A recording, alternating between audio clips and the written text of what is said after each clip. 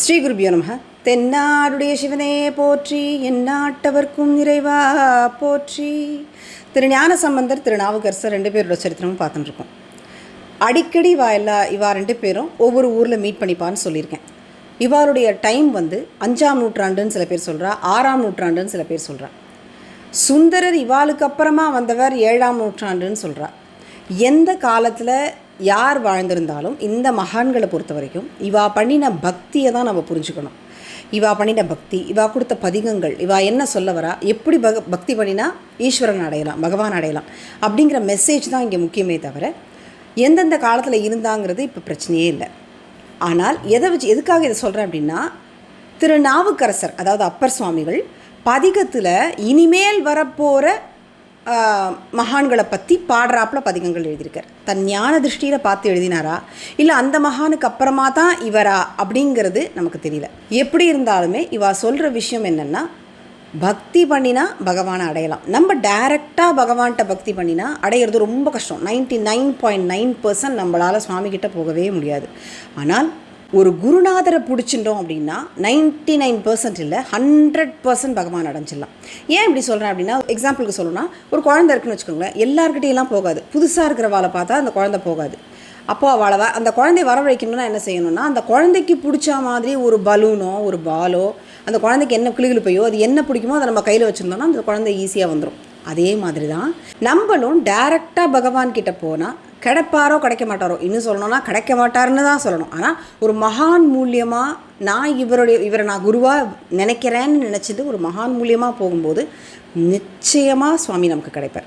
அதனால் இவா எழுதின பதிகங்களாக இருந்தாலும் சரி, இவா பார்த்த ஊர்களில் எந்தெந்த க்ஷேத்திரங்களுக்கு போய் அந்தந்த சிவக்ஷேத்திரங்கள்லாம் போய் பதிகங்கள் பாடுற இல்லையா, அதெல்லாம் நம்மளும் அந்த கதையை கேட்கும்போது அந்த க்ஷேத்திரத்துக்கு இவாளுடைய ட்ராவல் பண்ணி நம்ம போகிற மாதிரி இருக்கு இல்லையா, அந்த ஃபீலே நம்மளுடைய கர்மா கிளென்ஸ் ஆகும். இப்போது இந்த கதையிலலாம் நம்ம பார்க்கும்போது ஏன் இதெல்லாம் கேட்குறோம் அப்படின்னா, நம்ம ஒவ்வொரு முறையும் இவாளுடைய இந்த திருப்புகழூர் க்ஷேத்திரம் போகிறார், இவர் திங்களூர் போகிறார் அப்படின்னு இந்த மாதிரி ட்ராவல் பண்ணி போகும்போது பட்டீஸ்வரத்துக்கிட்டே இவருக்கு முத்துனால பந்தல் கிடச்சிது, இந்த மாதிரிலாம் நம்ம நினைக்கும் போது, இந்த கதையை சொல்லும் போதோ இல்லை கேட்கும் போதோ நம்ம இந்த மகானுக்கு கிடைச்ச அதே விஷயத்த நம்ம ஃபீல் பண்ணுறோம் இல்லையா. அந்த கதைக்குள்ளேயே நம்ம ஒரு ஆளாக இருந்து பார்க்குற மாதிரி ஒரு உணர்வு கிடைக்கிறது இல்லையா, அந்த உணர்வுனால நம்ம கர்மா கிளென்ஸ் ஆகுறது.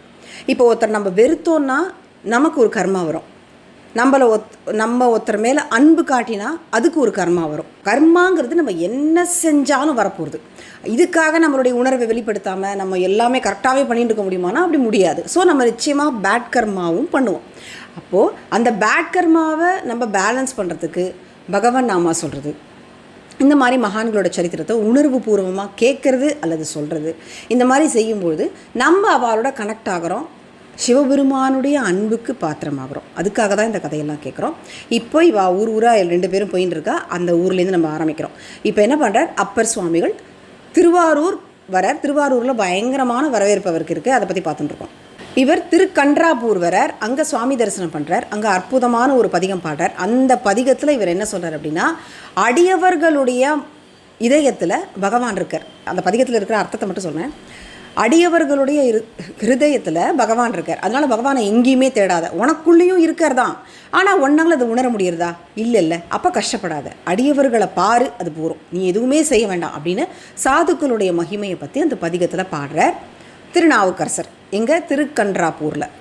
எங்கேயுமே பகவானை கஷ்டப்பட்டு தேடாத, எந்த ஒரு கஷ்டமான விஷயத்தையும் செஞ்சு நீ வாழை தேடணுங்கிற அவசியமே இல்லை.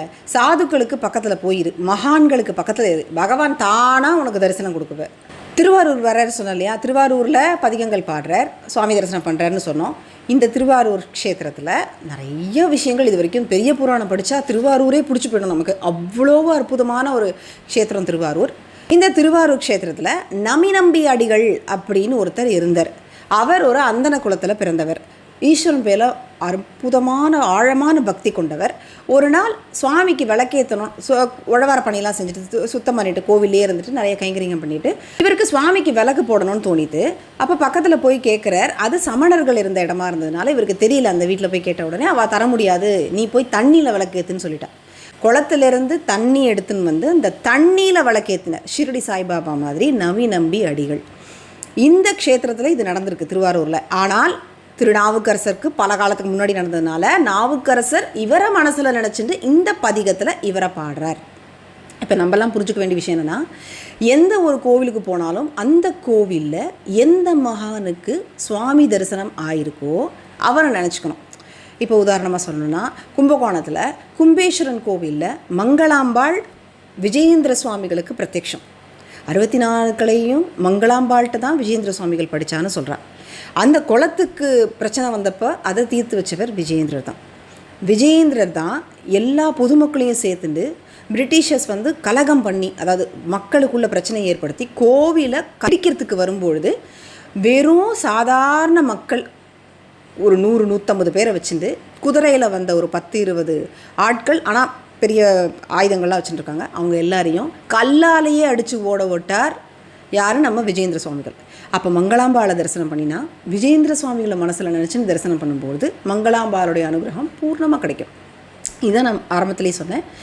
ஒரு நம்மளே டைரெக்டாக சுவாமிகிட்ட போய் பேசுகிறத விட அந்த கோவிலுக்குள்ளே என்ட்ராகும் பொழுதே அந்த கோவில் சம்பந்தப்பட்ட ஏன்னா நிறைஞ்சு கிடக்கா மகான்கள் நம்ம பாரத தேசத்தில். இப்போ இப்படி ஒரு புண்ணியமான இந்த பூமி, இதுக்கு வந்து ஈடு இணையே கிடையாது. உலகத்துக்கே ஒரு கோவில்னால் அதை நம்ம பாரதத்தை சொல்லலாம்னு ஸ்ரீ அண்ணா சொல்லியிருக்காரு. அது மாதிரி நம்ம அந்த கோவிலுக்குள்ளே எந்த சுவாமியை பார்க்குறோமோ அந்த சுவாமியை அந்த குருநாதரை நினச்சிட்டு, இதுக்கு முன்னாடி இருந்தவருக்கு யாருக்கு அனுகிரகமாச்சோ அந்த குருவை நினச்சிட்டு பார்க்கணுங்கிறத இந்த பதிகத்தில் திருநாவுக்கரசர் பதிகத்தில் வச்சு பாடுறது மூலமாக நமக்கு தெரிவிக்கிறார். திருப்புகலூர் க்ஷேத்திரத்துக்கு வர்றார். நன்னிலம் கிட்ட இருக்குது திருப்புகலூர் க்ஷேத்திரம்.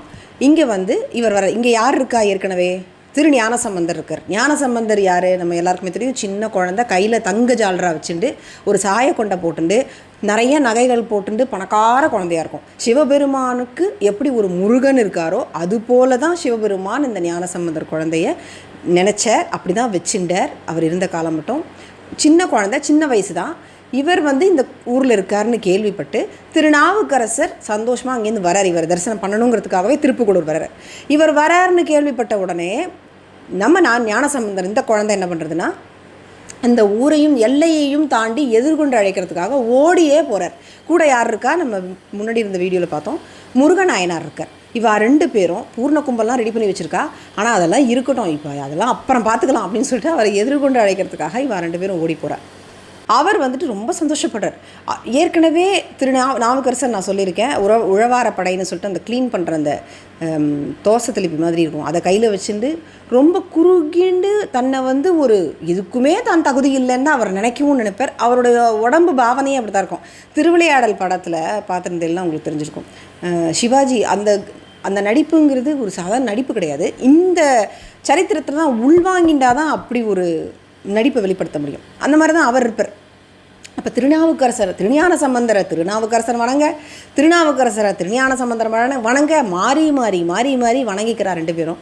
இவர் வயசானவர், சுவாமிகளே அப்படின்னு சொல்லிட்டு இந்த குட்டி குழந்தை போய் சுவாமிகளேன்னு கையை பிடிச்சி அவர் அழைச்சின்னு வந்து கிட்ட வந்து கேட்குறது. இன்னும் ஊருக்குள்ளேயே வரல, அதுக்குள்ளேயே அவசரம். நீங்கள் இப்போ எங்கேருந்து வரையில்? நீங்கள் நிறைய க்ஷேத்திரம் போயிருப்பீங்களே, அங்கெல்லாம் நிறையா சுவாமி தரிசனம் பண்ணிப்பேன். ஏன்னா இவருக்கு தெரியும் சிவபெருமான் அவருக்கு பிரத்யக்ஷன், அவருக்கு தெரியும் சிவன் இவருக்கு பிரத்யக்ஷன்.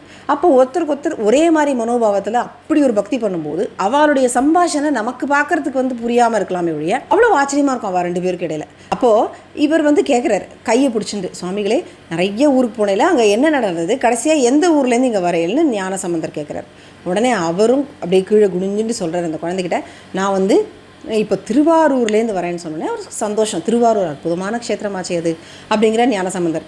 ஆமாம், அற்புதமான க்ஷேத்திரம்னு சொல்லிட்டு ஒரு பாடல், ஒரு பதிகம் சொல்கிறார். அந்த பதிகத்தில் அந்த க்ஷேத்திரத்தில் திருவாதுரையை எப்படி கொண்டாடுறா அப்படிங்கிற ஆச்சரியம் இருக்குது. திருவாதிரை அன்னைக்கு சுவாமி முத்து பல்லக்கில் வருவார். அவ்வளவு அருமையாக இருக்கும் அலங்காரம். சுவாமி அழகாக இருக்கார், அம்பாள் அழகாக இருக்கார், யார் அழகாக பார்க்குறதுன்னு மாற்றி மாற்றி மாற்றி ஜனங்களும் பேசுவாள். அந்த பக்தர்களோடு சேர்ந்து அந்த சுவாமியை தரிசனம் பண்ணுறது எல்லா நாளும் சுவாமி கோவிலுக்குள்ளே இருப்பார். இந்த மாதிரி புறப்பாடு பண்ணி வரும்போது மட்டும்தான் ரொம்ப சாதாரண மக்களால் கூட, இப்போ குளிச்சுட்டு தான் கோவிலுக்கு போனோம், இப்படி தான் இருக்கணும் அப்படிங்கிற ஒரு நியமம்லாம் எதுவுமே இல்லாமல் நம்ம இருக்கிற இடத்துக்கு சுவாமி தேடி, நீ எப்படி இருந்தாலும் இருந்துட்டு போடா, நான் உன்னை வந்து தரிசனம் கொடுக்குறேன், என்னை நீ பாரு போகிறோம் அப்படின்னு சுவாமி வருவாரே.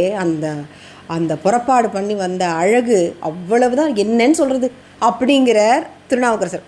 உடனே இந்த ஞானசம்பந்தர் சொல்கிறார், அது என்னன்னு சொல்லுவோம், என்னென்னு சொல்கிறதுன்னு சொல்லாதீங்க, என்னென்னு எனக்கு சொல்லுவோம், இப்போவே சொல்லுங்கன்னு சொல்லிட்டு அங்கேயே நின்று கேட்க ஆரம்பிக்கிறார். முத்து பல்லக்கில் அழகாக அந்த சுவாமி ராஜா மாதிரி அலங்காரம் பண்ணிட்டு வர, தங்கப்பிடி போட்ட சாமரம் வீசுகிறா சுவாமிக்கு. இப்படி வர சுவாமி கையில் பிக்ஷை பாத்திரம் வச்சுட்டு எல்லாருக்கிட்டையும் பிக்ஷை எடுக்கிறார். இப்படி ஒரு முரண் இவருக்கு மட்டும்தான் பொருந்தும். உடம்பு பூரா தங்க நகை, தங்கப்பிடி வச்ச சாமரம், அவ்வளோ அழகான முத்து பல்லாக்கு. அப்பேற்பட்ட சுவாமி பிக்ஷை எடுக்கிற கோலத்தில் வெளியில் வர்றார். இந்த முரண் அவருக்கு மாத்திரம்தான் பொருந்தும்.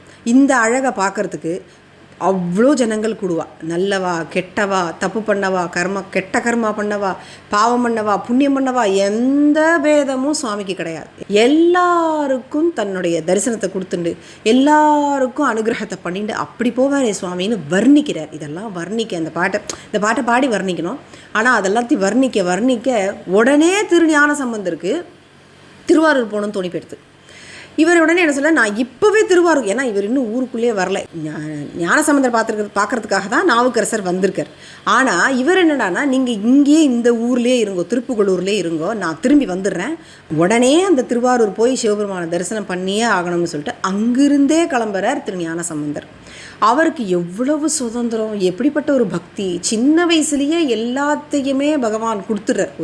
சின்னதாக நம்ம மனசை பகவானுக்கு கொடுத்துட்டோன்னா என்னென்னமோ நம்ம கற்பனைக்கு எட்டாத விஷயத்தை கூட பகவான் கொடுத்துட்றார். அப்புறம் தன்னையே கொடுத்துட்றார். இதுதான் பக்தி.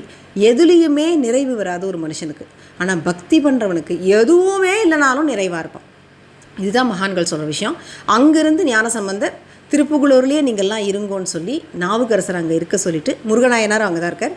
1000 பேர் வருவா ஞானசம்பந்தரோட.